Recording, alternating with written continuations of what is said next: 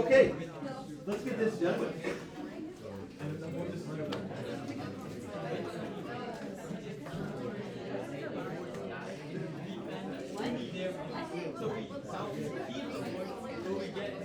Marlo, who are we calling on?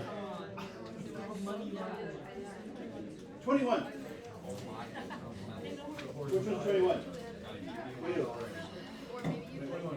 How do we tell if something is continuous? Or maybe I should phrase it differently. How do we figure out if something is discontinuous? It has a whole factor. True. I mean, you're giving me details, but like, in general, if I just give you a random equation, how do you figure out if something is discontinuous? A whole is just one way, but there's a bunch of ways. I was kind of looking for, like, a general answer rather than infinity. I don't know what to do with that. Oh, the limit on the left. No, you're giving me, anybody know what I'm trying to ask? You can put your pencil up on the graph. Sure. Continuous means you can draw it without picking up a pencil. If I have an equation, what do I look for if something is not continuous? Things that cancel out. Okay, that would be the whole. That's one specific example. I guess I'm looking in general. Another specific example. So now we've listed two of them. The limit of after that? No limits. You guys are saying great things. I'm not trying to make it sound like you're totally wrong. I was just looking for any x value that can't be used. Okay? A whole is one way that an x can't be used. A vertical asymptote is a way an x can't be used. Square root of a negative divided by 0, but that would pretty much be a whole in a vertical asymptote. Any x value that cannot be used is a discontinuity. So the reason I'm bringing that up is because the intermediate value theorem, which I think you'll find is going to be very easy, but it seems confusing that it's a theorem. The one key part of the intermediate value theorem is that it has to be continuous. So if you are given an equation and you're trying to see if the intermediate value theorem can be used, the very first thing you need to check is it continuous for the section I'm looking at? And so the individual things that were being said were great, because wholes and vertical asymptotes are probably 95% of all discontinuity. You just need to check if there's any x values that can't be used in that section.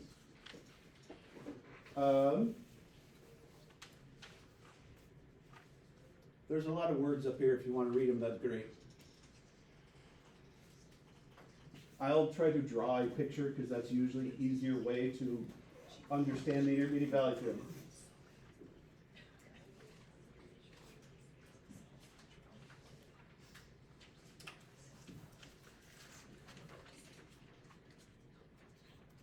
If I have two locations that are not the same height, so that is going to be another criteria.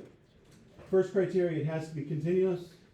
Second criteria, the endpoints cannot be the same height. So if you have a function that is continuous, you are guaranteed every height between the two will be covered at least once. So you are guaranteed that none of the values will be skipped. Now, we have no idea what the function looks like. The function could go up and down, and then in that case, every height is covered multiple times. The function could just be like a parabola. But again, every height in between those 2 points is covered, and no matter which way I draw a continuous function,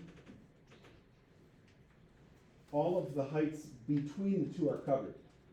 It does not guarantee anything outside of that. Okay? So the intermediate value theorem, if I guess I'll just drop off.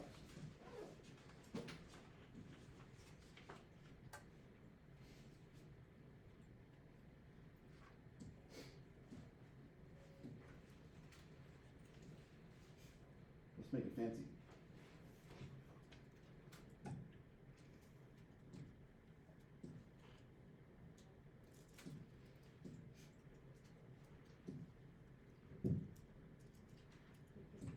Okay, so that little box that I've drawn, it covers all of the x values and all of the y values. If something is continuous, every x value is guaranteed, so between A and B. And if it's continuous, every y value, they'll call this f of A and f of B. They won't say y values, they won't say height. It'll be phrased as f of A, f of B. But every single height will be guaranteed between. That is all the intermediate value theorem says. The only reason we use this theorem is because there are a lot of situations where you don't have continuous results or continuous information. Let's say you are doing an experiment in chemistry and you record the temperature at 30 seconds, 1 minute, 1 minute, 30 seconds, 2 minutes. And if your temperature goes from 10 to 30, you didn't record the temperatures between, but you know it covered every temperature between 10 and 30. So the intermediate value theorem is used to prove answers are there even if we can't find them. It just proves that they are there, and so then that's all the theorem says. Probably the most common way that it gets used, which you run into in Calc 2 and Calc 3, is Newton's, no, what's it called? I think it's called Newton's. I think it's called Newton's method. It's been a while since I used it. Newton's method says that if you have a negative value and a positive value, sorry, I drew that one in a bad spot. If you have a negative value and a positive value, you are guaranteed a 0, which means it crosses the x-axis. You're guaranteed a 0 between A and B. That's how Newton's method works. And you guys may find this too nerdy or whatever, but I like it. On your calculators, when you ask your calculator to find a 0 on a function, it uses Newton's method to continually close in, and it takes negative answers, positive answers, and keeps moving in until that negative answer and positive answer are so close that that is the 0 that your calculator gets you. It's a, not an iteration. Did anybody here take the programming class? Because don't we still offer that? Yeah, what do you call that, recursive? Yeah. Yeah. So that's what's programmed into the calculators is a recursive function that it keeps taking negative answers, positive answers, and moving them closer until it finds the 0. But it does that super fast. So that when you hit enter, it does it like 1,000 times, where a half second later, it shows up with the answer. That's kind of how programming works, is it uses things like this. Okay, so this is the idea. Now, part of me wants to go right to problems, because I feel that might be easier. But like, this page is going over details of the criteria, which is also important. They're just very different than each other. No, who did we call it? Who answered that last question? Didn't I call them? Gee, I called them. Who's going? 20? Let's see. It didn't sound very random, but we'll go with it. Oh, is it Alex? Oh, I thought it was. Okay. Reading question A. We are given this function, obviously not an equation, but a picture. Is there a value of c between -2 and 5? So that's asking us, is there an x value between -2 and 5? They'll always refer to it as c. such that f of c is one. So is there an x value that has a height of one between negative 2 and 5? So if you want me to mark negative 2 and 5,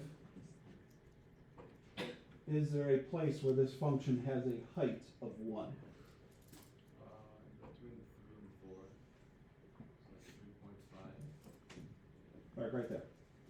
You just say yes. Yes. You wanna keep going, or you want somebody else to go? Someone else ago. Sounds good. 19. 17. Oh. Who's 17? That's why I said 19. Oh, okay. That's okay. Okay, Ryan. Does the intermediate value theorem guarantee a value of c from negative 2 to 5 such that the x value has a height of 1? Basically, does the intermediate value theorem apply to this particular problem? Yeah. That sounded like a question. Yeah. Oh, that was much more confident, but wrong. No. Which is okay, there's nothing wrong with guessing, like educated guessing is good. Does anybody know why that's wrong? There are two criteria that we needed to happen to use the intermediate value theorem. The endpoints had to be different heights, which they are, and only one other answer. Has to go from negative to positive, positive to negative.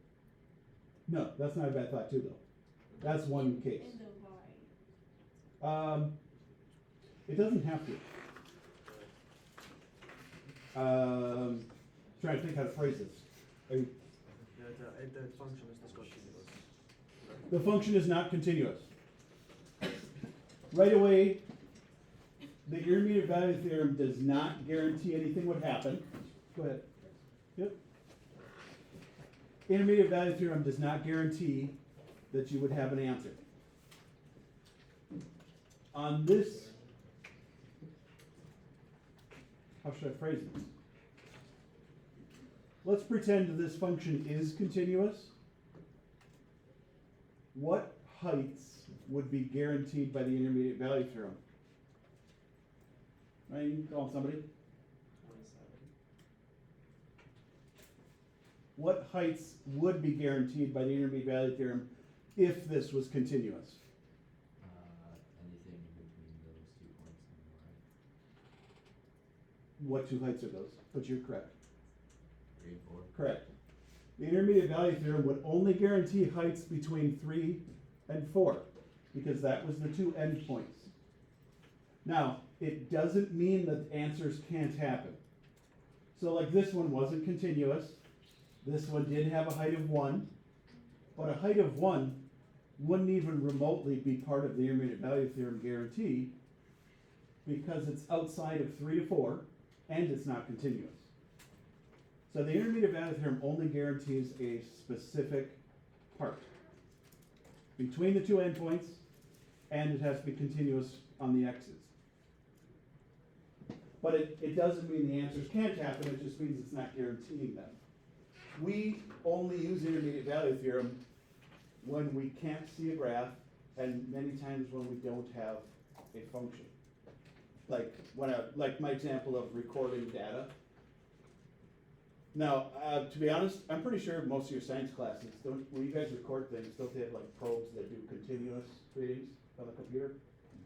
Yeah, so, like that's not even a thing anymore because you guys do have continuous readings. But the idea of this still works for other things. Okay. Who's being called on? 30. 30. Who's 30? Okay.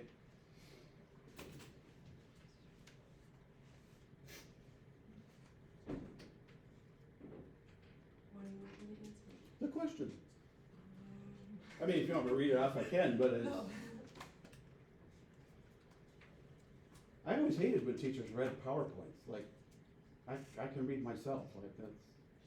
Yeah, Yes. yeah, Okay. How come we're saying that? cause it, at 3, it's, like negative 1.5. Oh, yeah.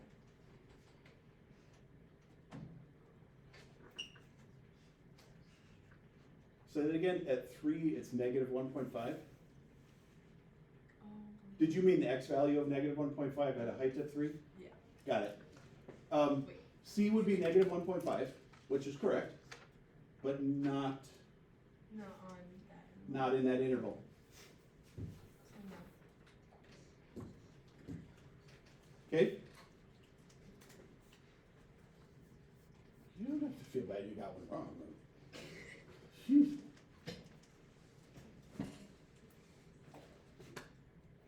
Who are you going to choose?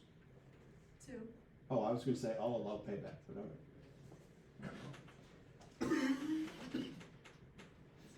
No. No? Yeah, That was very confident. I like that. thanks. Is it correct, or did you just throw out no? No.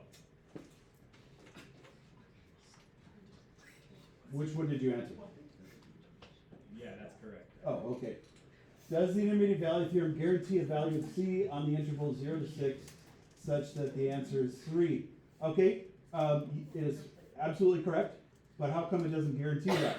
Because, like, between the 2 points, it doesn't include 3. Perfect. So the height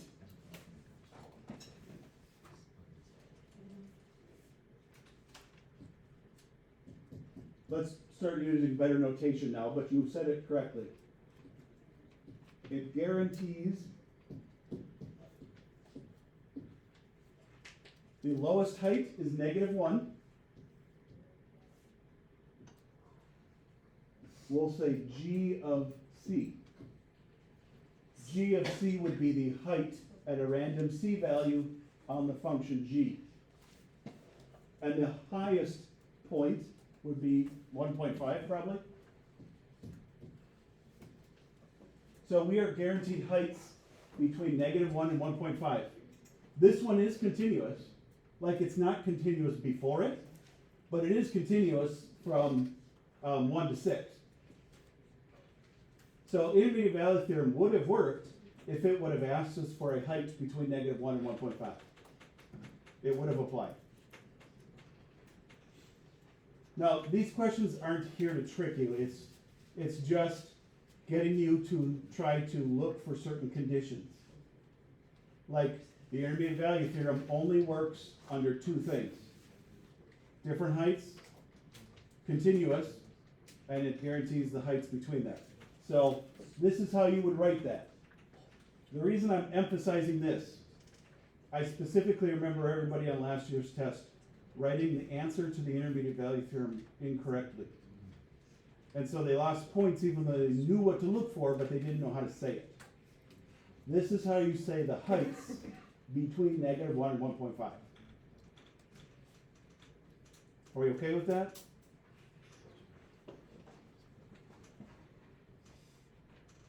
Wait, was there a question below that? It was just the 3 criteria. Oh, well, we already went over that. I don't like skeleton notes. Because skeleton notes only work if, like, I wrote them and it's exactly how I would do it. So I traditionally miss all over the place for these notes. Okay. Who's gonna help us go? Somebody gets to come up to the board now. 13. And they're super excited and happy that they get you. Yeah, 13. Yeah? Are you excited and happy you get to come to the board? Yeah. Are you going to make somebody go with you? Oh, sure. Sure. You're allowed to do that. Okay, you're bringing emotional support with you. And that's allowed and fair. Wait, what are you picking up a pen for? Oh, all right, that's fair. You look like you were trying to take over his problem.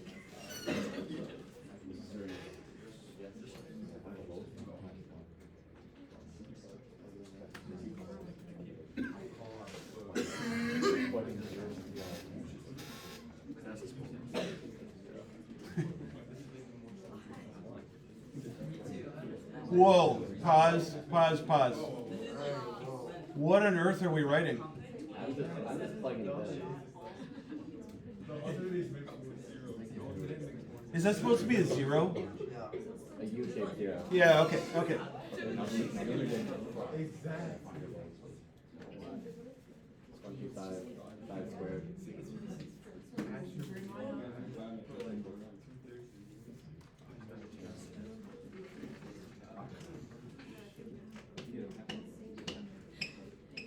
Okay, do you want somebody else to go now? Yes. All right. We'll find it. 28? Yeah. Oh, okay. Who's 28? Oh. Now, first thing, what was he writing up there? Because basically just kind of writing random stuff. You're solving for the y value. Why would he do that? The y value of 2 x's. Okay, you have to determine if the endpoints are at the same height or not. And they are not, so that works for us. That needs to be found even just to determine if the intermediate value theorem applies. There is a second thing that needs to be found that hasn't been found yet. Okay. Yes, I know. What needs to be found? FOC. Well, that's the answer at the end. Oh, if it's continuous. Yeah. Is it continuous? It's continuous to me. I am curious where the looks part came from. What are we looking at that looks continuous? The function. No, you're not wrong, but why is it continuous? There's no holes around, there's no denominator. Okay, absolutely. Every polynomial is automatically continuous everywhere. And that's because without a denominator, you're guaranteed that there's no x values that can't be used. Good. Now, on the test, you have to write that somewhere. You don't have to write the whole reason, but you do have to show that you checked for continuity. So you would probably write continuous check, okay? Because that would show that you looked for it. Because I need to know that you're looking for two things. If it's continuous between 0 and 5, and maybe I'll write it up there, because I want you guys to know how to write it. Okay. My number is covered.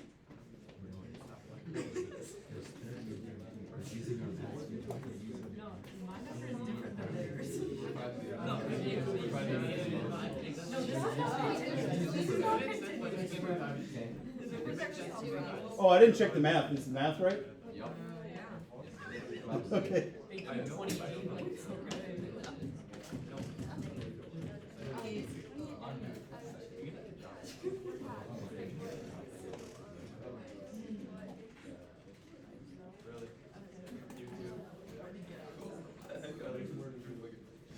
Where, can I call someone so I can call them? It depends who it is. 30. That's being mean. I will allow it. Why did I write 0 and 5 in parentheses rather than brackets? Because it doesn't include those values. Perfect. You can't be continuous on an endpoint. And so when you're checking for continuity, you're actually checking between the endpoints. So even if one of the endpoints was a hole, that's actually okay. You're only checking between the endpoints. And I bring that up because that's usually the type of thing AP would try to trick you on, is they would give you a function that has a hole at an endpoint. And that's okay. You just care if it's continuous between them. Okay. Okay, good. Now we actually are able to use it to find an answer. 27. Okay, we need to pick some new numbers. I allowed the one because, just because. I get to make the rules. 31. Wait, what? Wait. Okay. So our goal at this point, now that the intermediate value theorem applies, that means we are going to be able to find an x value between 0 and 5 that has a height of 1. How would we do that? Or do you want me to, Plug in 1. do you want me to write it and then you would take the next turn? You know what? Yeah. Okay. I need to find a C value.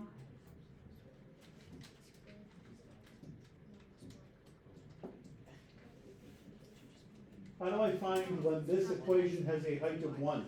So, one F of X. One equals. One equals X. Okay, very good, except not f of x. So we actually wanna find when f of c equals one, and the AP test is very specific about the fact that they said c here. So that means when we write this equation, we're not gonna write f of x, we're going to write f of c. They actually will take points off if you write x's instead of c's. So we would say c squared plus c minus one equals a height of one. Because f of c means I would put c in place of x. And then we solve it. Oh, actually, what am I doing? How do I solve that? So quadratic, so there's very few options that we have. But quadratics have to be equal to 0 to do anything. So factoring is one method. You moved it. Yep. But quadratics have to be equal to 0 to solve.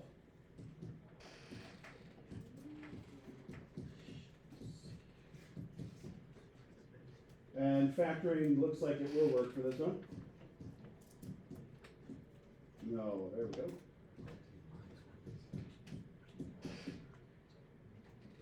You remember how to finish, or do you want somebody else to finish it? Oh, somebody else can do it. Sounds good. Um, Over there has been not used yeah, much. 5.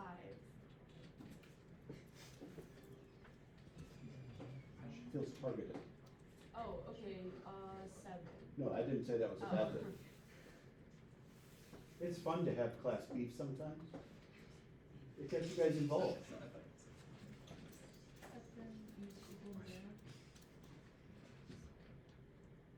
You're correct, you make them each equal to 0. You guys absolutely are allowed to just write the answers though, so you don't necessarily have to show that work in between. Okay, you wanna keep going? No, that's all right, you did great on your spot.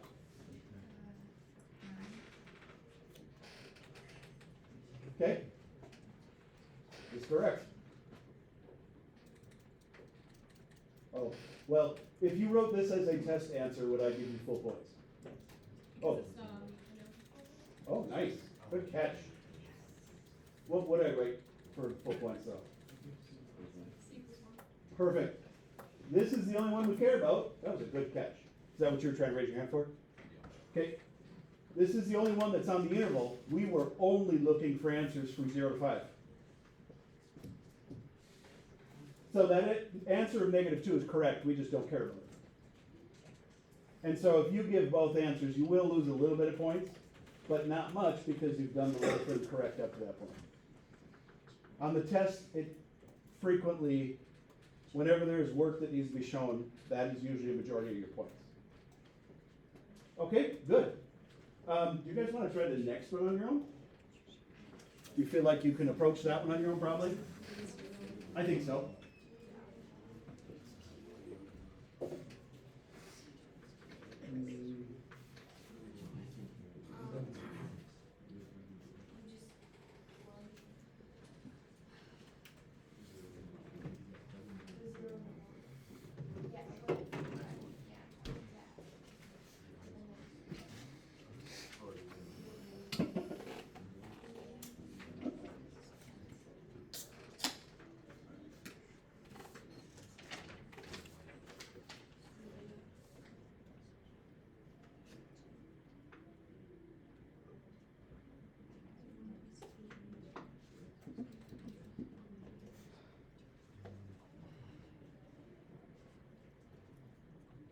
Oh, Liliana, I think you were gone the day I went over it.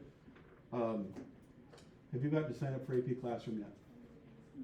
Okay, I know you didn't before, so I think it was one of the days you were gone that I had everybody who wasn't signed up for it.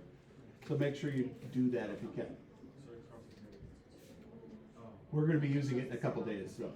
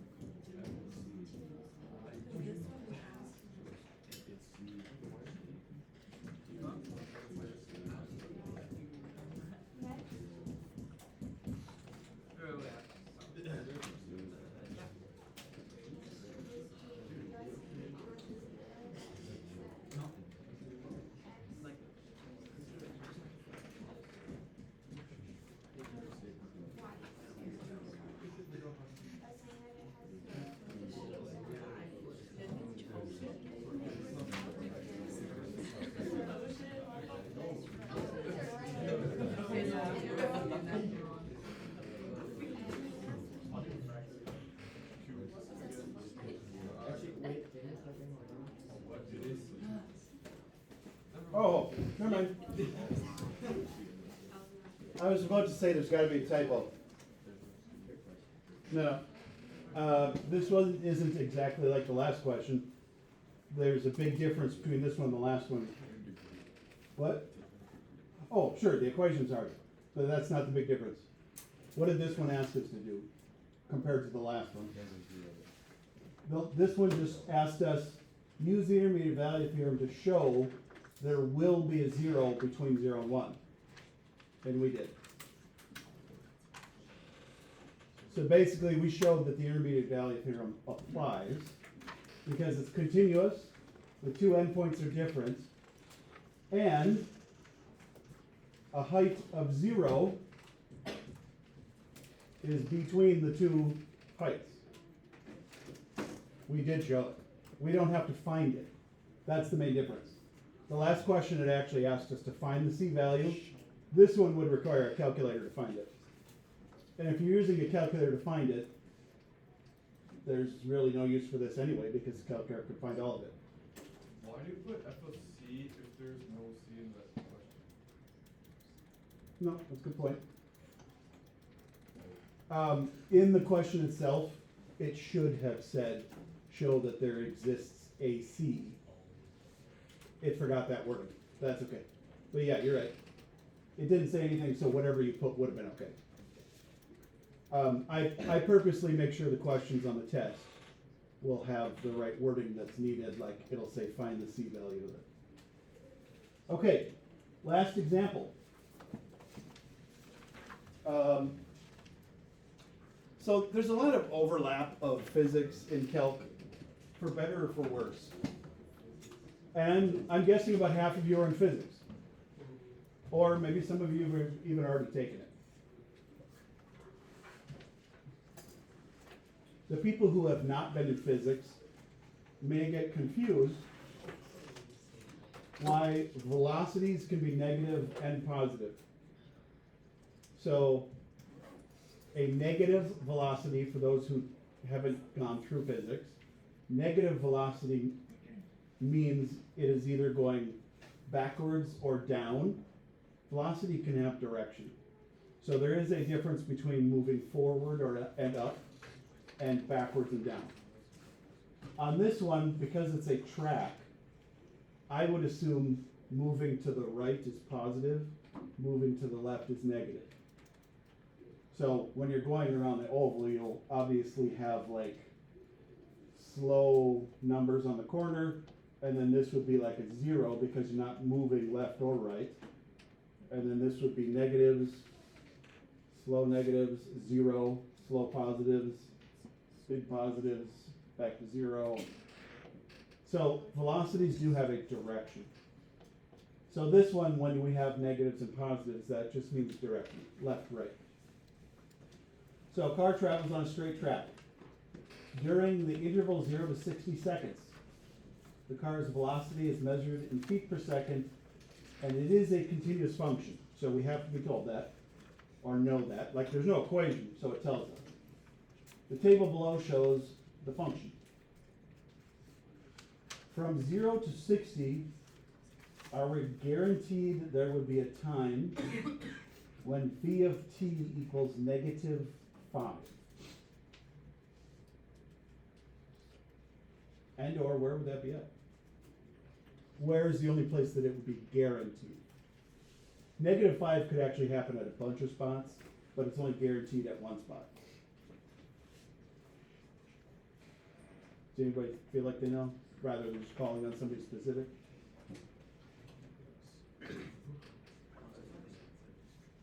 So negative 5 would be the velocity that's being referred to. Where would you expect to see negative 5? Between 35 and 50. Because negative 5 is between negative 10 and 0. And so that would be the only location where it is guaranteed.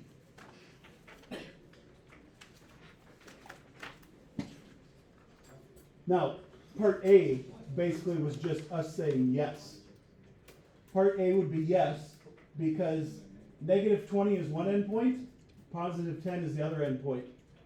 And so -5 is between -20 and 10. Now, we're also smart enough to know that specifically it would be there. -5 could happen a bunch of times, but it is guaranteed there. And the justification is the intermediate value theorem. Okay, now we have a harder question to do, an AP question that will be tomorrow at the beginning of the hour.